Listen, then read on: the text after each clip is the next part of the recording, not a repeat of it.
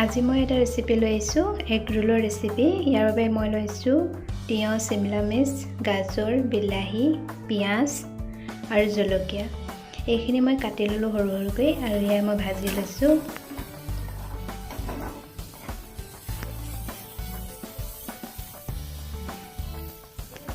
আৰু এতিয়া মই ময়দাখিনি মাৰি ল'লোঁ। মাৰি লৈ মই ময়দা বেলি লওঁ।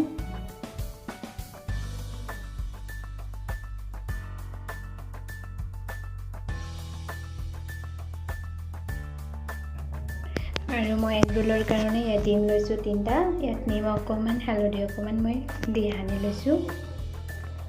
তাৰপাছত মই এয়া বনাই আছোঁ, চাই থাকক কেনেকৈ বনাইছোঁ মই।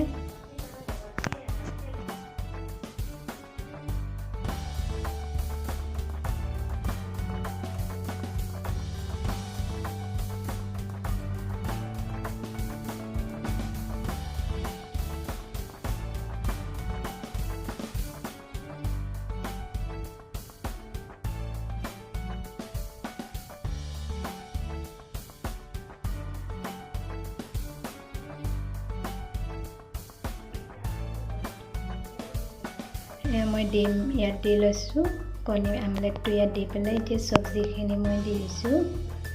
চব্জি এচামুচ দি লৈ এতিয়া মই টমেটো চিলি চচ দি দিম ইয়াত। তাৰপাছত টমেটো চিলি চচ দি মই ৰোল কৰিম।